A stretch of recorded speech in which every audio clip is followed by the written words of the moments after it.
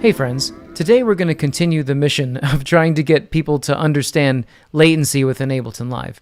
And in this case, we're going to be using a MIDI-enabled hardware synthesizer and explore all that Ableton can do to help address potential latency issues in that case, okay? So the first things first, I am playing this Novation Peak synthesizer with a MIDI controller, okay? And the MIDI controller is going through Ableton Live. So check out how much latency I've got. I've got a lot. So just look at my hands and you can hear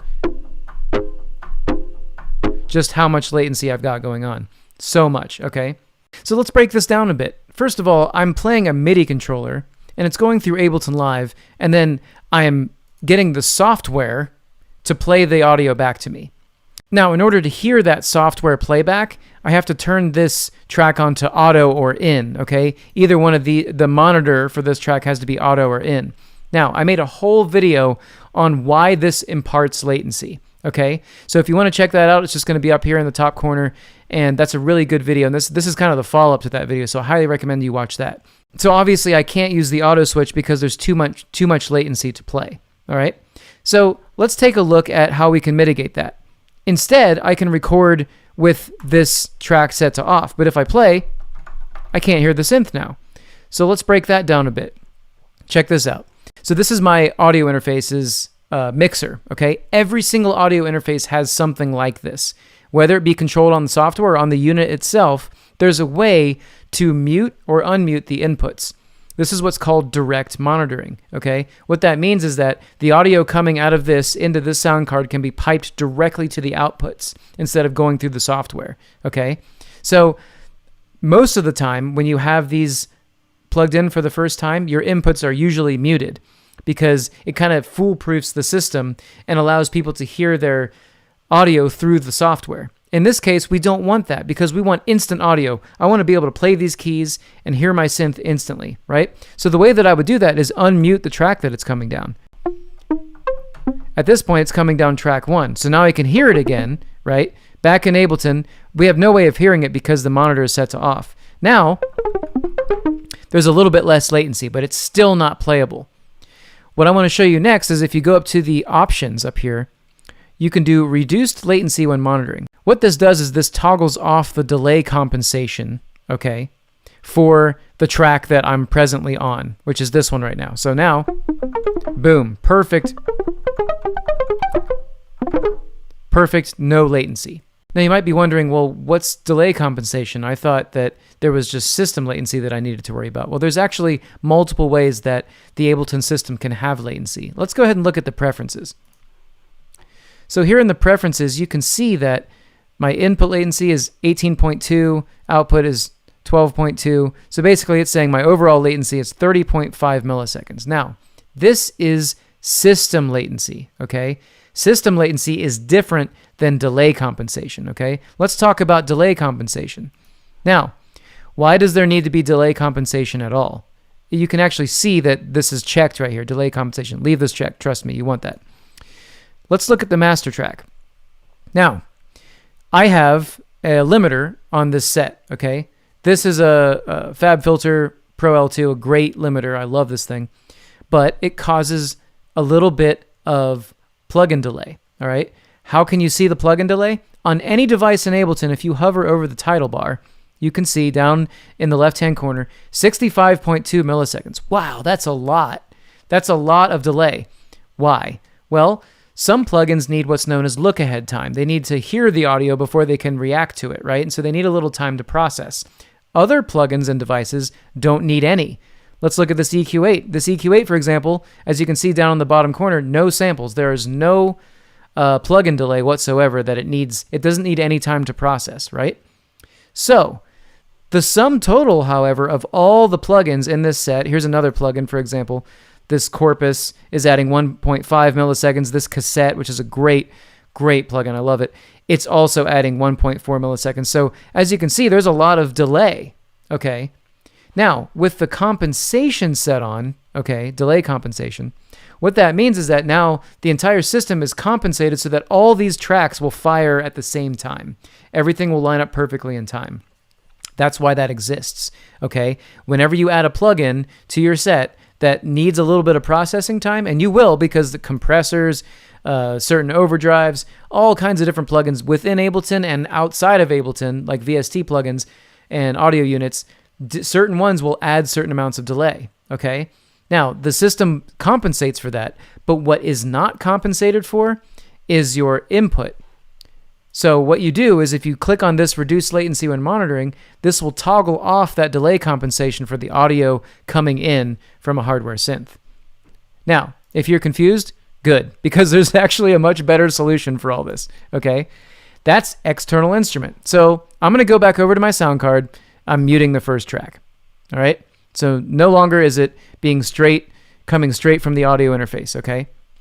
Now, I'm also going to turn these channels off, all right? I've got this riff, okay, that I've recorded with my keyboard, and I'm going to turn external instrument on. So what's going on here? The peak is receiving MIDI down channel 1, and this is the riff, okay? It also, this external instrument device is receiving the audio back from the peak into track 1, okay?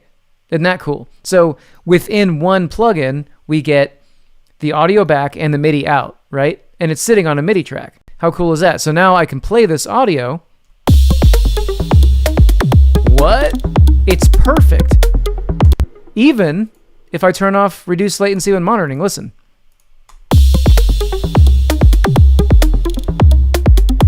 So you might be like, well, how? That's crazy. That's awesome. Yes, it totally is awesome. And let's explain what's going on here. First of all, we're going to hover over the top. The processing time that this device takes is exactly how long your system latency is. All right? Let's see if I can explain that better. I'm going to go here and I'm going to turn my buffer down to where I like to have it, 128. Now, it says 13.1 milliseconds is my system latency. Boom, 13.1 milliseconds. Do you see that? So I'm going to put this back. So that's great. It's compensating for the system latency. But let's talk about something else. Because this is a device, this is an Ableton device, it's also, guess what? I bet some of you can already guess. Yes, it's also compensating for the plugin delay. Because the plugin delay is calculated prior to this thing going on, right? So now I can play this audio, and I can even change things about my patch, right?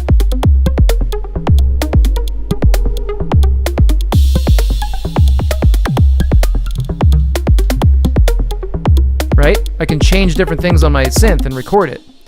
The other thing that I can do, and this is one of the best, most awesome things about external instruments, is that I can now use Ableton devices and plugins to process my synth, and it's all happening in real time. Check this out.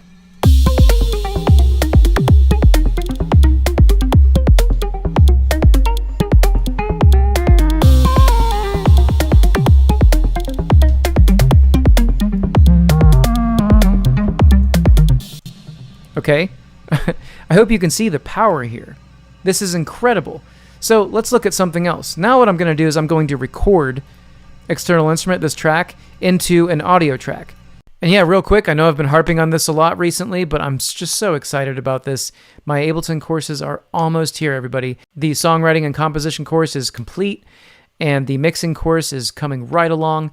So if you like my teaching style, you enjoy listening to my voice, you enjoy the way that I teach, I highly recommend that you put your email in the link that I'm providing here so that I can let you know when those courses are finally released and we get this thing underway. All right, let's get back at it. Now let's talk about maybe how you would capture this, okay? Because, you know, maybe you've got something going, you're like, man, this is really great, I need to capture this to audio. Okay, so the first thing you could do is you could right-click on your external instrument track and freeze it, okay? But what I think is a better move is to leave this kind of unaffected and then add a new track, choose the input as the external instrument. So in this case, it's track 17, right? And then choose post mixer.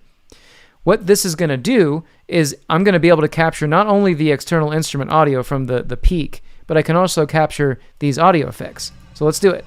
So then all I need to do is arm the track, and of course, make sure that the monitor switch is set to off, because we're monitoring through external instrument, right? Let's go.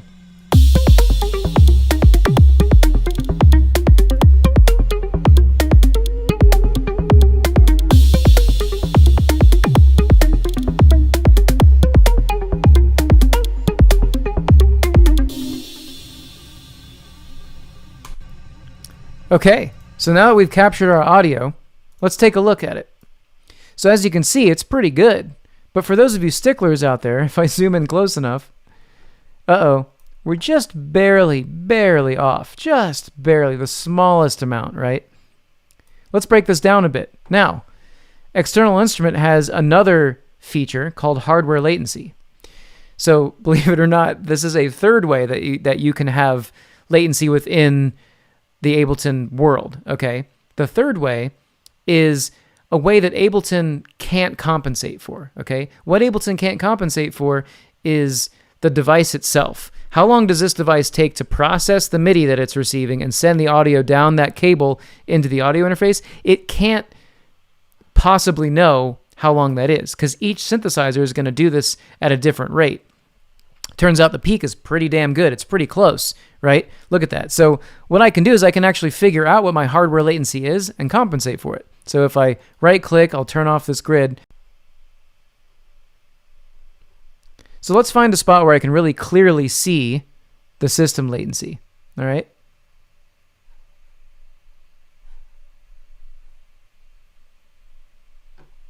Okay, so I'm zooming in. And as you can see, the note starts right about there, and I just need to scroll to the beginning. I've selected an area of time, okay? At this point, it says, if you look down in the bottom left-hand corner, it says duration, 2 milliseconds, okay? So 2 milliseconds is how long my hardware latency is, okay? So what I can do is I can delete this track now, go to external instrument, and add 2 milliseconds of hardware latency, okay? And now, what I'll do is I'll turn my grid back on and record yet again.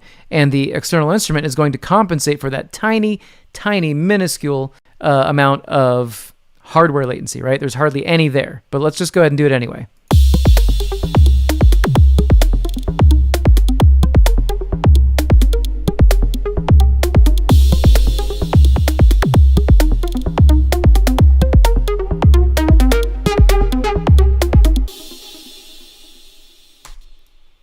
Okay, so let's zoom in, and as you can see, we're right on the money. Right on the money. Okay? So yeah, as you can see, external instrument is amazing. There really is no reason not to be using this incredible device if you own a hardware synthesizer instrument. Hardware synthesizers in general are really great. It's great to have something that's hands-on, that's outside of this virtual backlit screen that's just blasting your eyeballs all day. It kind of helps you just kind of focus, you know? So if you like this kind of thing, like, comment, subscribe. Much love, everybody. I'll talk to you soon. See ya.